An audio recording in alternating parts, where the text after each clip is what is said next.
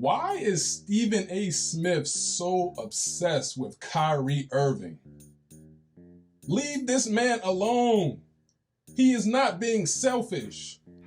He's thinking about his own health. Yes, he's thinking about himself, his own health.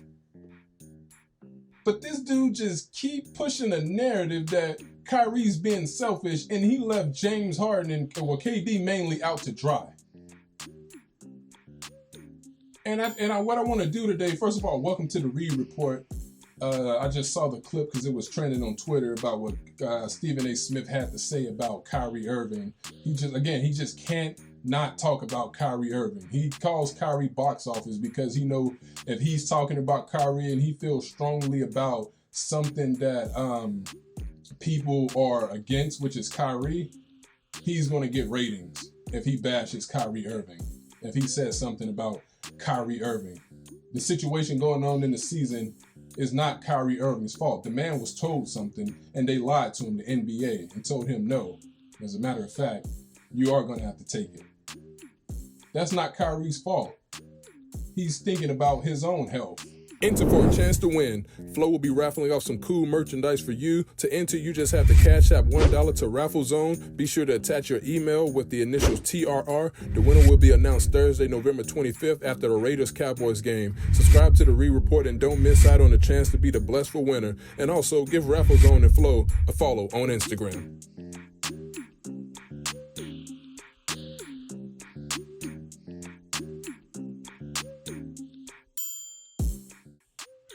Did the Warriors embarrass the Nets in Brooklyn?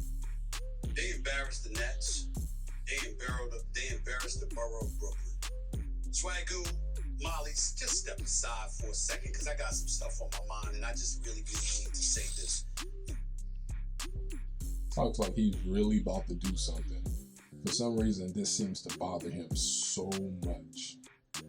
I'm a fan of Kyrie's game. But Kyrie being absent right now, even if he were a Laker, I can personally guarantee you that and if the Lakers were struggling, which they are, but Kyrie on the team, I would not be looking at this situation saying, dang. Yeah, I would be saying, man, we need Kyrie, but I would not be upset with Kyrie Irving for thinking about his own health over a championship. And I want to apologize. I want to apologize to ESPN about what I'm about to say because he's about to be so controversial. This is what I'm about to say. You know something? First things first. Kevin Durant, I'm sad for you, bro. How are you sad for Kevin Durant when you have Joe Harris and James Harden? That doesn't make any sense.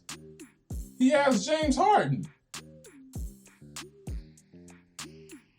James Harden ain't balling. He wanted out of Houston because he said it's just not working. It's just not working. Something got to change. He got traded to where he wanted to be with KD and Kyrie. You all alone. You got no help.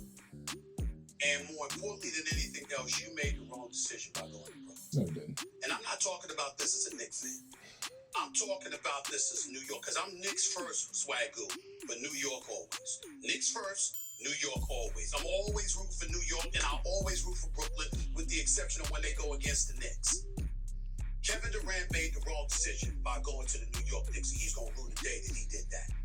And let's analyze why that is. Because you got a guy in James Harden, not first year, the second year in a row. Mad love for James Harden. You got to get your act together, bro. You ain't James Harden right now, averaging 19 points. All this talk of people saying they don't even really need Kyrie to win a championship. Remember, it's just the East. Remember that. It's just the East. They don't really need Kyrie. You sitting there struggling from the field. You had 24 points last night. It's the most meaningless 24 points that I've ever seen from the career of James Harden. You are a superstar, and you are not looking like one. It is that simple. You got to get it together. KD, you made the wrong decision, bro. And here's why. Because you trusted Kyrie. Kyrie Irving betrayed you. Kyrie Irving didn't know a pandemic was going to happen. Kyrie signed the contract. Nowhere in that contract, I'm assuming, did it say, in case of a pandemic, you will have to get jabbed. How is that betrayal? Are you serious? And the fact that he's allowed to go on television and do this and say this and try and tear up these dudes' friendship because he wants to see them win a championship over Kyrie's health.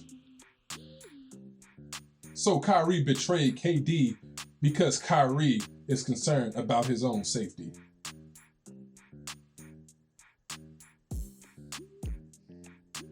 Betrayal.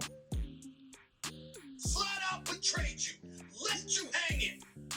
And while you sitting up there getting your ass kicked last night. Oh, that's the controversial one. He said ass. Okay, so that's why he apologized to ESPN. Because he was going to say something totally off board that was going to get him potentially fired. Okay, yeah, there's the controversy. Because he works for Walt Disney and used the A word. Controversy. Get out of here. All right? Steph Curry sitting there shimmying and joking around. It's the regular season. They were cheering for Steph Curry in Brooklyn. Steph has fans.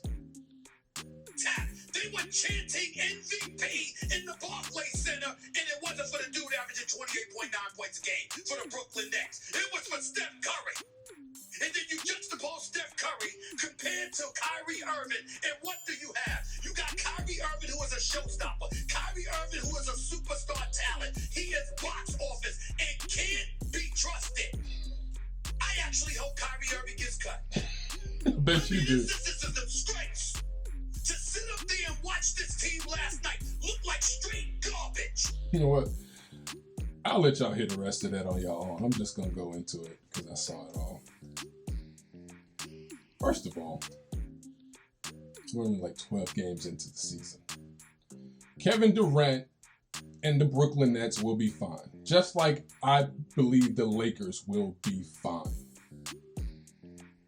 They will be fine. They're still going to make it to the finals, especially if Kyrie Irving is able to return. But again, Kevin Durant's the best player in the world. And I'm not saying that to be facetious. I really do believe that. And he has James Harden. You need to be calling out James Harden. Because if James Harden is playing like the Harden of Houston, then this team is unstoppable. KD and Harden, like Kobe and Shaq. So Kyrie Irving left KD hanging, but Kobe and Shaq didn't have a third superstar. And Kobe wasn't really the Kobe of Powell and Kobe, or Kobe and Powell. Yet, that was still Shaq's team. So why does KD really need this third superstar? Unless you just want to find a reason to keep bringing Kyrie Irving into the mix as if this is really on him. Again, he did not see a pandemic coming. He was told in July that he wouldn't have to take the jab. He would just have to wear a mask and follow safety protocols, which he explained he was perfectly on board with. And then he was told something different before the season started. But we're not going to bash the NBA because the NBA are partners of ESPN. And ESPN basically work for the NBA. We'll just bash Kyrie Irving because this is how I please my bosses. This is how I please master. Yeah, I'm going there. I'm going there. Because it's a disgrace that he will find any chance he get to bash Kyrie Irving. And for what? For ratings. So his show could stay afloat. We're not going to talk about James Harden. I mean, we'll talk about it, but we'll just, we'll say, hey, bro, you need to get your act together. But Kyrie Irving! This is a Kyrie Irving betrayed Kevin Durant. James Harden, you really need to get it together because you better than this. Kyrie Irving! I hope he get cut. I went there. Bro, it's 12 games into the season. Brooklyn will be fine if Kyrie Irving doesn't play another game this season. And I hope he does, without going against what he believes in. And this whole thing, at another point I wanted to attack, because I can already see it. People, what he's also trying to do is sell you on the fact that, and this is my sports opinion right here. He's trying to sell you on the fact that the Warriors are really these contenders to win it all. When I'll be the first to tell you, Golden State is a good team. Jordan Poole is a baller. When Klay gets back, they're going to be good. But they're not going to win the championship. They're not even going to make it to the finals, especially if Kawhi Leonard comes back and Paul George got the Clippers afloat.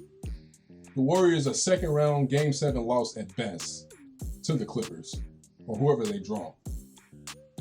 They're only contenders to make it to the Western Conference Finals because Kawhi Leonard is out.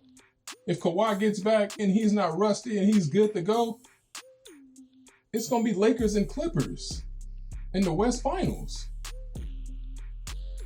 The Warriors window is closed. They're a great playoff team at best, but they're not advancing past potentially the West Conference Finals or Game 7 of the second round. So he's trying to sell you that the Warriors are really these contenders when they're not. The Warriors are not going to make it to the NBA Finals. Everyone outside of Warrior fans know that they're not really a championship team. They're not a team that's going to the finals. They're hot right now. They may have the best record. They can play ball. They play exciting basketball, good defense. And I know everybody's saying, well, yeah, them the recipes to make it. No. I mean, yes, they are. But these teams will get better. They will start to settle in and find themselves. And you're going to find that the Warriors are a good team, but they're not as good as what you see right now. They're just looking better than everyone else right now. It's not going to last. Yes, they're going to make they better make the playoffs after not making it last year. They better make it to the playoffs, but they're not going to the NBA Finals, and they're not winning the NBA Finals. So this whole thing is just some ploy just to convince you also to bring Kyrie Irving up every chance we get and tell you that KD should have stayed in Golden State to where, oh, this is what you left Golden State for, to do this. Kevin Durant was never a warrior. He was a mercenary, a hired mercenary to get past LeBron James. He was never going to be there long term, and everyone knew it. It was just a matter of how long he was going to be there.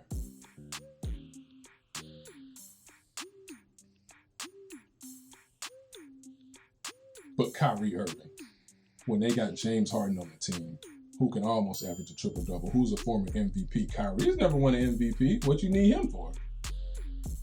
And I'm not saying that to say Brooklyn, because I think Brooklyn will be okay. It's so early, the regular season, I watch it. I mainly watch the Lakers, but the regular season has become so irrelevant that, man, it really doesn't matter, because we know at the end, if there's no significant injuries, they're going to be there. They're going to get out of the East. Milwaukee is not getting past Brooklyn this year. Chicago looks great. I love Chicago. They're one of my favorite teams in the East right now. They're exciting to watch, but later on in the season, as the season progresses and they get closer to that time of April, Chicago ain't ready for Brooklyn. They are not ready. We all know about DeMar DeRozan. We've never seen Zach LaVine in that position. So I'm not going to sit here and pretend like the Bulls are these championship contenders when they haven't done this since the days of Rose. Miami's a tough team. They're a grinded out team, but ain't nobody on the Brooklyn Nets level when it comes as the season progresses and as we get closer. So I'm telling you that this portion of the regular season is irrelevant because we know what's going to happen later. This has nothing to do with Kyrie Irving's absence. The man was told something, he was lied to, but no one wants to highlight that. No one wants to highlight the fact that he was flat out lied to by the NBA. But he betrayed KD because they just lost a regular season game to the Warriors. Embarrassed. You would think with that, diatribe, soliloquy, all the words he used that he just went on. You would think that Golden State just beat them in Game 7 of the finals or just clinched the championship. That's how he sound right now. You would think that it's all over. Steph just won his 4th championship, and he did it without Clay and Wiseman and KD. He just did it with the young fellas that he helped raise up over the past couple years. He and Draymond. Steph was Finals MVP, 4-time champion, undisputed best point guard in the NBA now. No one can ever take that away from him. Forget the fact that he went 4.5 minutes without scoring a single basket in Game 7 of the 2016 finals. Forget the fact that he had 2 opportunities to close out the game and against Toronto and Golden State in Game 6. He just won a championship, according to what Stephen A. Smith just said. It's a regular season game. It happens. They are trying to just make you think that they're trying to just keep your interest in these early regular season games because they know people don't really care like that right now. People are not that interested. People are watching, but there's nothing to buzz about, and they're just trying to keep this interest because they know what's going to happen as the season goes on. Golden State is good, but Golden State ain't making it to the finals. They're not winning a championship. They're not even making it. Second round at best, Game 7 or 6, but I'll give them 7 because they are proven champions from the past with players who won championships, who should be able to get them at least there. But they only go into the conference finals if Kawhi Leonard isn't able to go to make it. But that's my time. That's how I feel about the situation. Thank y'all for hearing me out. Leave a comment. I know a lot of Warrior fans is going to dislike this video, but hey, that's how I feel, and that's how it's going to turn out. If the Warriors make it to the finals, even make it, let alone win it, man, I'll be the first to come on here and say I was wrong, and I will bow down and kiss the ring.